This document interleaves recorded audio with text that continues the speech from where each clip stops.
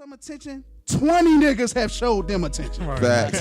So women don't trip off attention like men do, okay? Now, when a man gets some attention from a woman, we geeks. Yes. Because that don't happen to us all the time. Except Rip. Except Rip. You know? Like Rip said, everybody subscribe on YouTube. Facts. U and U Radio. That's the letter U, the and sign, the letter U, radio. With this being May, and May is being Mental Health Awareness Month, this is one of the things that's most important to me, being a person that's dealt with mental illness. I've dealt with depression and anxiety for about 22 years, ever since I was 13 years old. I'm 35 now. And if you watch some of the previous podcasts, I've shout out my website, which is greatestiamblog.com. Check it out. Everybody check it out. You can follow on IG at greatest.i.am.blog. What I focus on is my story on how I suffered from depression, anxiety, and my website focuses on affirmations of I am. And when you look at I am is one of the two most powerful words that you can ever use. Yes, sir. Break that down. And when you look at the Bible and you think of what God called himself, he called himself the great I am.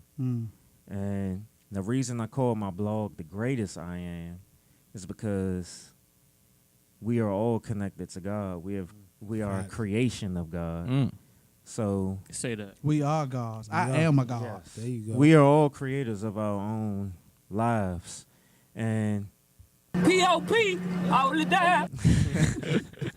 being as though that we are connected to God and God is the great I am, being your greatest I am is being your most connected to God in a positive way. For sure. Because you can use I am in a negative way. As a lot of times in the past where I use I am in a negative way, when I was dealing with depression and anxiety, I would at times look at myself as I am a loser. I am weak. And it would be plenty of times where I would beat myself up by saying those things.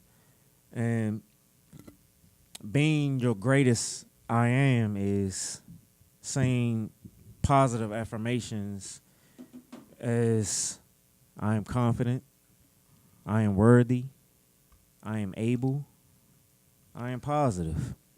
And being your greatest I am and using those positive affirmations is being most connected to God. Because when you think of God, you think of love. God is love. And when you look at God, you don't think of ego. A lot of times we live and we're connected to our ego more so to we're connected to God. And God has no ego. God is pure love. Everything about God is positive. When you look at God, you don't think of no hate. You don't look at no revenge.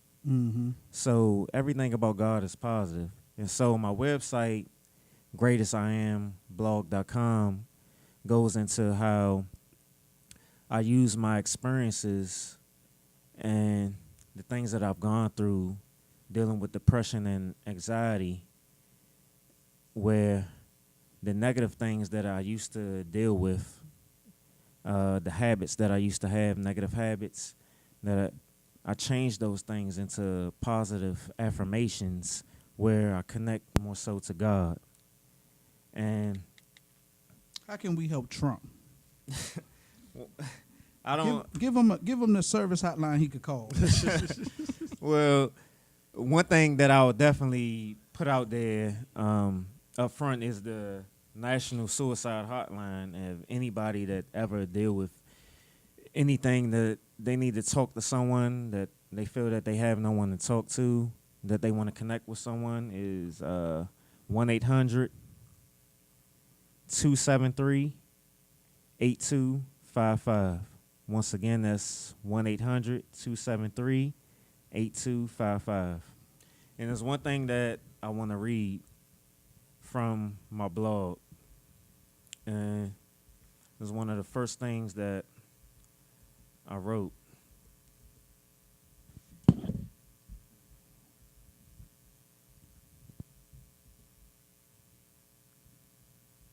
And this is one of my first entries in my blog, and that's, once again, that's greatestiamblog.com. And my first blog post was titled, I Am Derek Silver. And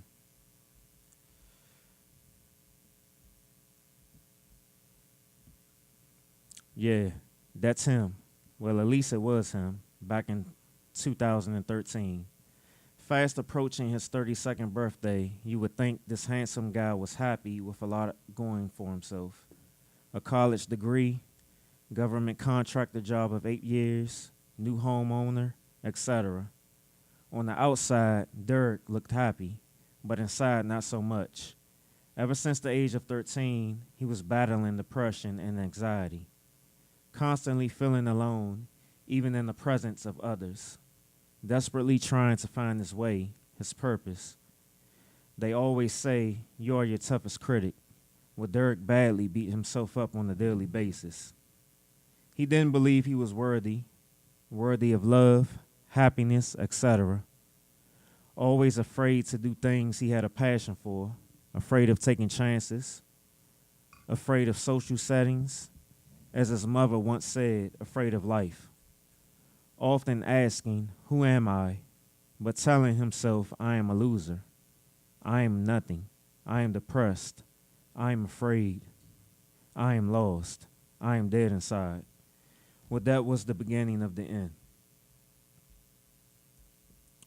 Hello, allow me to reintroduce myself. I am Derek Silver.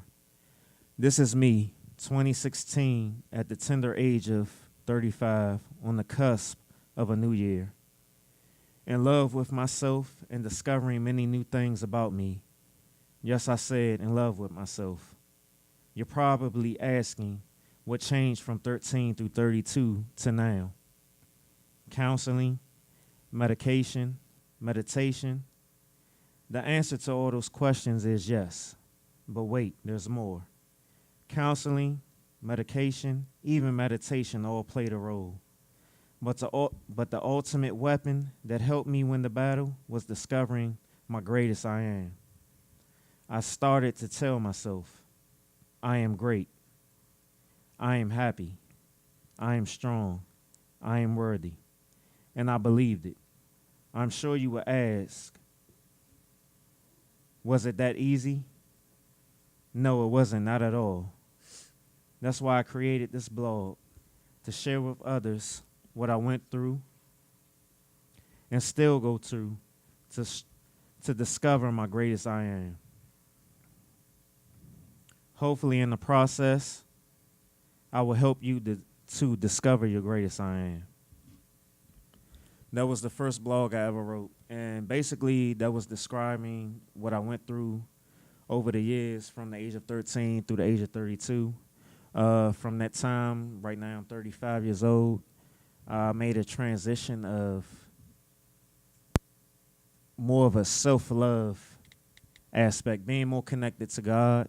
And I believe that loving yourself more is being connected to God. And that for me, that helped me to beat depression, to beat anxiety. Not to say that I don't still deal with those things, and to say that I still deal with the habits that I created while dealing with depression and anxiety.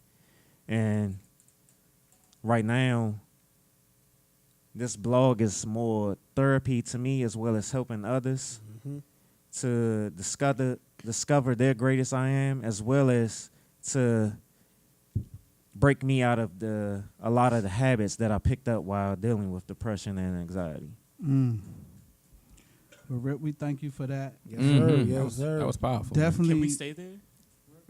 Sure, Mhm. go ahead. I Go just ahead, remember Lo. because the last episode I was on, we ended on this, and so I just like to say, depression is a hell of a thing, and I'm glad he put that number out there. But something else I think that should be done, just from what I've experienced, that number don't mean a whole lot. If you can't find the time to call this hotline number here, you got to call somebody you can trust. And more importantly than that, you got to find someone who you feel you can trust. Definitely. You That's know, important. because for the longest, and it's crazy because I didn't realize this till just now, just sitting here. I've got, how many of us is on this show? Seven. 8 of us? 8 of us? 7? I got 6 brothers that, you know what I'm saying, I would gladly give my life for, but I've never been willing to be vulnerable around until now. And it took me trying to kill myself to realize that people actually care. You know what I'm saying? Mhm. 2015 was a bad year for me. Super bad year for me. I tried to hang myself in my closet. I had a roommate at the time. I don't even know if he was home at the time. Shout out to Zach, but he may have been at work. And I wanted to hang myself in the closet so nobody could find me. I wanted to make sure that if I died hanging there, that there was no chance of somebody saving me and bringing me back to life. And the crazy thing about that is you never know who that person could be unless you ask. True. You know, because just like I said on the last one when we ended with this, it's easy to put a smile on, real easy. The closest people to you will think you're fine. You feel me? And I tell people this all the time. Like, I go to work and I smile every day. And I tell people all the time, like, why you smile so much? It's a great day. You know, when your positive energy can affect somebody else's positive energy, Exactly. that's Fact. a powerful thing. Mhm. That's real beautiful. Yep. But under that smile, you never know what's going Facts. on. Yeah. Facts. And that's one thing, since I started the blog, it's been about 5 months. I've had a lot of people contact me that known me, and they would say they never knew that I was going through this, because every time they seen me out or they seen pictures of You me on seem social fine. media, they seen me smiling, or they seemed like I was having a good time or whatever. But this has been going on ever since high school. And like, this is something I've been battling since high school. So it's just, you just never know what somebody's going through. So one of the things that I've been doing this month when I've been posting on social media, I've been keeping that hashtag of be aware, because you just never know what somebody is going through. Right. You just never know. And I think during these times we deal with a lot of bullying, especially with young kids and stuff. You just never know what somebody's going through. So we got to learn how to be more compassionate, be more sympathetic, and being more aware. Being more open. Yeah. Yeah, we gotta take it And one seriously. of the things that, especially in the Black community, that I've noticed that we deal with is the stigma of mental illness. We look at it like, I mean, one of the words that I try not to use to describe a person is crazy. Right. But, you know, that's one thing that we use a lot in the Black community. We call people crazy. And at the same time, we look down on getting help when it comes to counseling. And we just, like, We try to work stuff out Yeah. ourselves. one of the funny things about this whole situation with one of the most recent blogs that I posted about, I said it was entitled "I Am Focused," and I went into how why I originally started the blog to help other people through telling my story, and I lost sight of that by getting caught up into society and what I need to do for social media as far as likes and who's following me and stuff. And I got a lot of response from that. People was DMing me and telling me about how they were going through their situations and they didn't know where to turn on how they can find a therapist. Should they go to a therapist? And a lot of them was saying that when they would go to their families about this, they would just tell them, just go ahead and pray about it. And, That's black folk thing. Yeah, that's us. So I just felt like, I told them that, what I'm saying, you can pray as well as go to counseling. You know what I'm saying? It's nothing wrong with having multiple things to help improve yourself. One of the things that I was so surprised that my mom said to me when I started this blog and I shared it with her, she said to me, never feel ashamed of improving yourself. That's right. And one of the things about getting counseling is improving yourself. Exactly. It's nothing wrong with getting counseling. Nothing at all. You can pray and get counseling at the same time. But some people, because I went through this personally, you don't even realize that you are depressed or stressed or going. And exactly. It fell on me. I went through a situation, and I'm sort of like I'm that person that's like, I'm gonna work it out myself. Right. You know what I'm saying? I will isolate myself, separate myself, and I call myself Wolverine. I'm gonna heal myself, but that's me. You know what I'm saying? I've learned over the years how to coach myself up. You know what I'm saying? Mm-hmm. But I'm not saying it to say, don't get that help. You know what I'm saying? Right. But I went through a situation that kind of like blew my mind. It kind of caught me off guard because I didn't even realize I don't want to say depressed. Well, it wasn't depression. It was, I guess it was. I guess I was going through like a depression state, and the way it hit me, I had almost like an anxiety attack, and that never had happened to me before. And it wasn't really, I went through it. I went on for I think like a couple years. Like I totally like isolated myself. I'm talking from everybody, my family, my immediate family included. You know what I'm saying? I was just in my own world, like going through my own transformation or whatever you want to call it. But it wasn't until I got with my lady who I'm with now, who's a psychology major. And just, when we first started talking, I was just talking to her about stuff I went through, experiences, and then it all led up to like when I had this breakdown.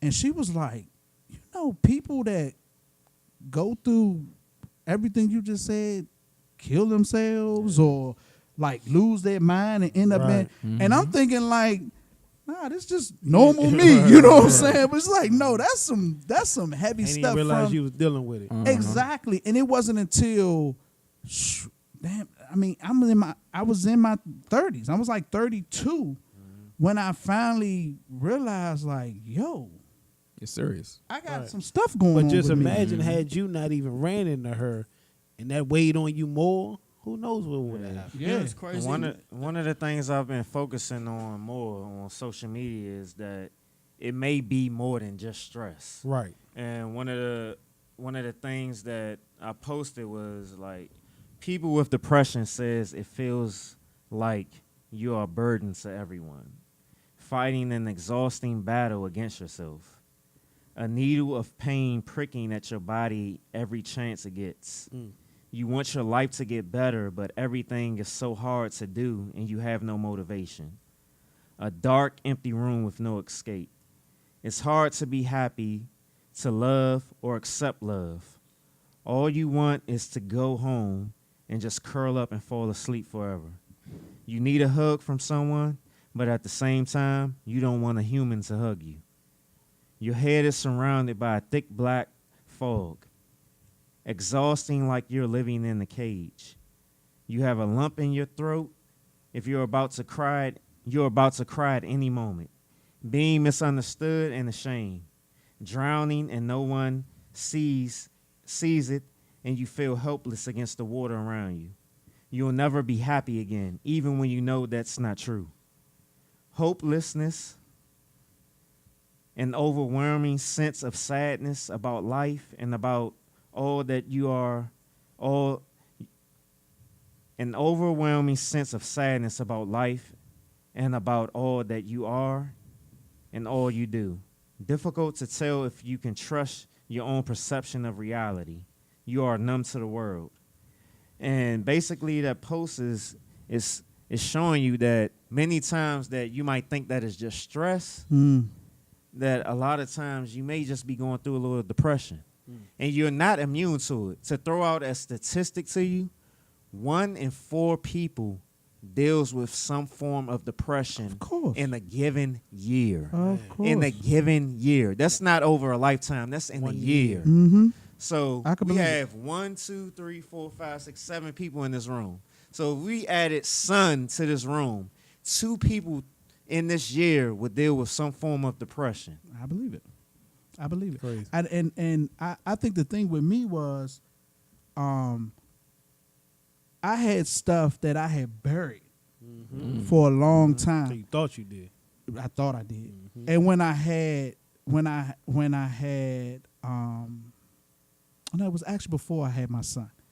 But definitely when I had my son, it forced me to revisit some things That's true. that I thought that I had buried and was done with. And a big part of it is dealing with my being adopted. Right.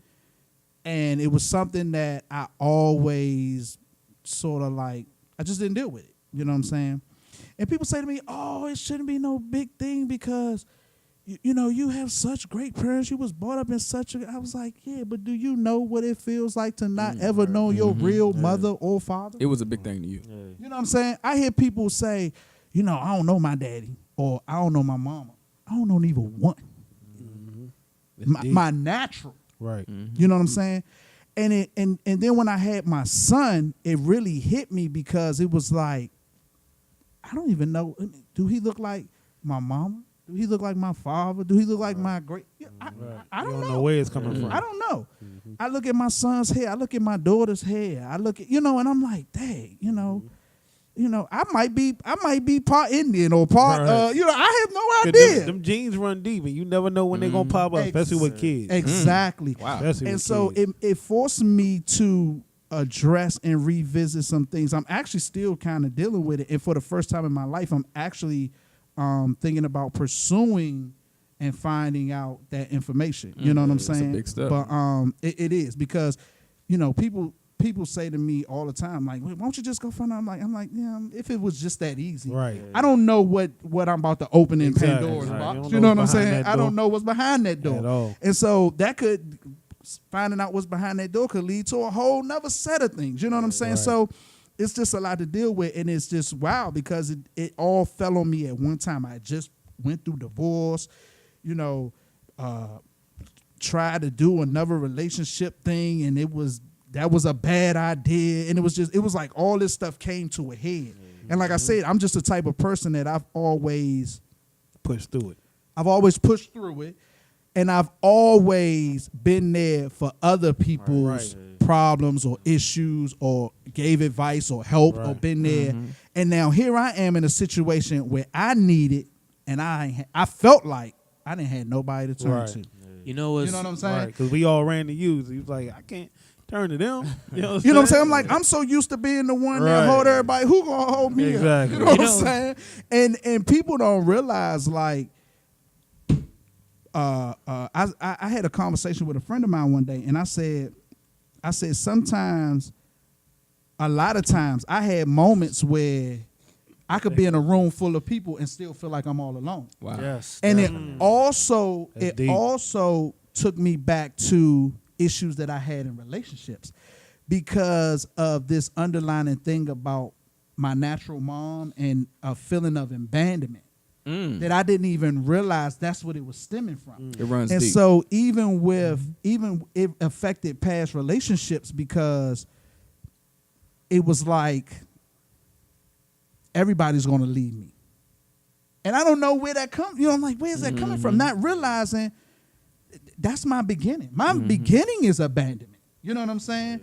And so that's something that I had to address and deal with. And it's funny because it's not many people that I've been able to talk to that can fully understand my situation, because I don't really know nobody that's ever been in my situation. You know what I'm saying? You have people that, you know, you might have certain problems and you be like, oh, I could talk to so-and-so because they can relate to that. I don't know too many people that can relate to not knowing their mother or their father.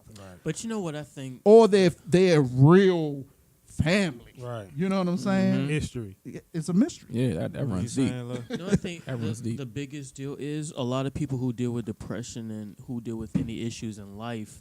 The biggest thing with them is being open and being able to talk about it. I don't think that's the hardest part about dealing with depression. I think the hardest part about dealing with depression is people outside looking in.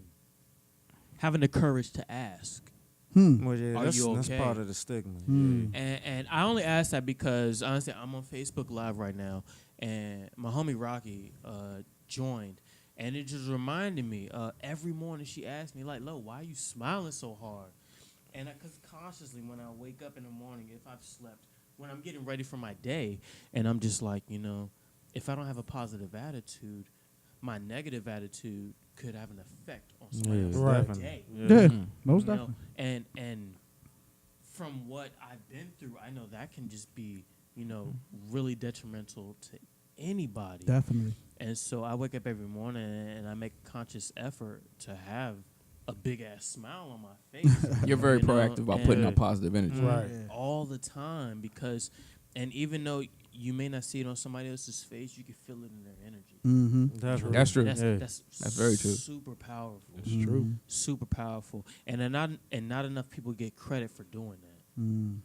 That takes a lot of courage to ask somebody that, because you can't have that conversation with everybody. Right. Well, that's what I was saying about, you know, you just never know what somebody's going through. And I feel like oftentimes we're not as compassionate. We're not as sympathetic to others, what other people are going through. I mean, because a lot of times, I mean, people will go through things. I'm going to give an example. It's one of the things that I posted during this month, during the Mental Awareness Month. And it was about having a chronic illness, and that chronic illness being depression. And it says, I have a chronic illness. Don't be surprised if I don't answer the phone or reply to messages straight away. I cancel our plans, especially at the last minute. It seems like I'm not listening or interested. I leave early from a social gathering or a party. I suddenly need to lie down to rest. I still love being your friend, but sometimes my illness prevents me from doing the same things as before. Please don't give up on me. And one of the reasons I posted that, because just going through my experiences of depression and anxiety, that one of the things that I said is that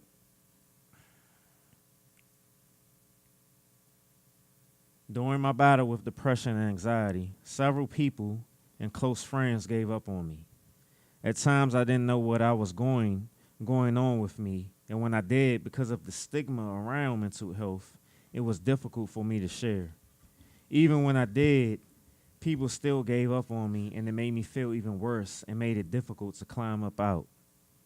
And when I posted that, that was going along the lines of certain people that I was close to. And at times, I mean, during the 22 years that I was going through depression and anxiety, I didn't know what was going on to me. I thought that was just my personality. I thought that, you know what I'm saying, I was watching out for people. I didn't trust people, and I'm going to stay to myself. I'm going to stay in the background because I don't want the attention. But I was dealing with damn depression. I was dealing with anxiety. I was dealing with social anxiety. And a lot of times, some of the people that I thought were my friends, you know, gave up on me. Granted, they didn't know what was going on with me. So you can't really fault them at the same time. But at times, certain situations, I did let them know what was going on with me. And they still chose to give up on me. Some people don't know how to deal with it. Yeah. Right. And that's what I was going to get to. A lot of times when you let people know what's going on with you, it makes them feel uncomfortable because at the same time, that's what they're going through. Right. And I've noticed that even from me dealing with depression, when people would project their energy onto me, it made me feel uncomfortable because I knew that was what I was going through.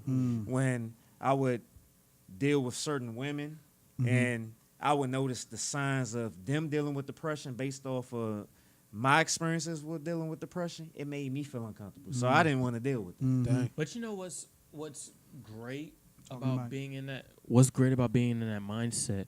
And that may just be me, but I learned a greater sense of openness when I was finally willing to accept Yeah. that, you know, like depression may just be a real thing that I have to deal That's with. For that's the one rest of the my first life. steps. And it wasn't until, and this is, I don't think I've told too many people this, but Ashley Evans is the reason I actually started to get counseling. Mm. I didn't think anything was wrong with me. Mm-hmm. I thought I was living a normal life. Right. You Mhm. know what I'm saying? And because she called one of my old units and told him, like, hey, something's not right. You know, he's not acting right. Yeah. You know what I'm saying? Mm. His mood is, you know, it flip-flops every day, you know, and that's what led me to going to therapy and seeing a counselor. And a lot of, I'm jumping around, but it's just coming to mind right now. Yeah. But I was in a shop a couple of days ago, and this lady said, black people don't go talk to counselors. Because I was like, yeah, I go, you know, I talk to my counselor every week. Black people don't go to doctors. Black neither. people don't Right. go to Exactly, doctors. yeah. But I told her, I said, you know, you're wrong. Oh, Because as soon as I decided and made a conscious effort to be open, to accept, and to move forward, man, But I've been happy. let everybody know deeper into your situation. You was in the military and Yeah, I was in the military. I went to Iraq. I can't really pinpoint how it happened or when it happened, but from leaving the States, coming back to the States, being engaged and having family like that, who were just know me inside out. You know, they could all tell something was different about me, but I didn't feel like it was enough of a difference for me to make a difference. right. Mm. If that Yeah. makes sense. No, that makes because sense. I went to Iraq, but you know, there's always somebody who's a little more worse than you. Mhm. Right. And that's how I felt. So I didn't want to get help because I already knew, you know, there are people who had a lot worse than I had it, you know, going to Iraq. But I didn't care enough to seek the help that I should have had. Mhm. And had I sought that help out in 2000, when did I go to Iraq? 2010 I went, 2011 I came back, I think. If I'd have sought that help, you know, who's to know where I'd be right now? Mhm. But when you finally get to that point and you're okay with it, when you can accept it and you're open and you're able to talk about it, you know, like right now, I'm the happiest I've ever been in life. That's good. what's I've up? never been fulfilled in life. Yeah. You know?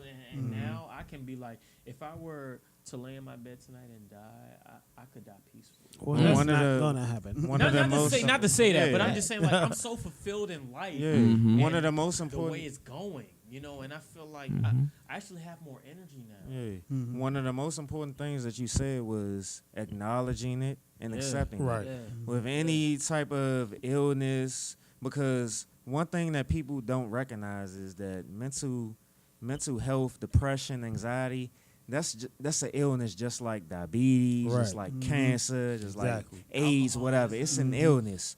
And one of the first steps is acknowledging it and accepting Accepting it. Yeah, Yep. most definitely. You don't have to beat yourself up for it or Nope. anything. Definitely. Because you didn't ask for it. I didn't ask for it. It's an illness. Right. right. So one of the first things that you have to do is acknowledge it and accept it, and then go on to improving yourself. Definitely. Well, in this world that we live in and everything that's going on around us, from the Betsy DeVos to the Betty Shelbys to the Donald Trumps, it's enough to drive anybody crazy or Fact. towards depression. So here at the U and U, we want to say, get out there and get the help you need, man. Take it serious. Get the help you need. Hey, Liz, Contact can we us, zoom man. in on this? Just remember, you are not alone. Right, we You are here not for you. alone. Contact us. We'll talk to you. Yeah, definitely. But it's the You and You podcast. We're gonna wrap it up until next time.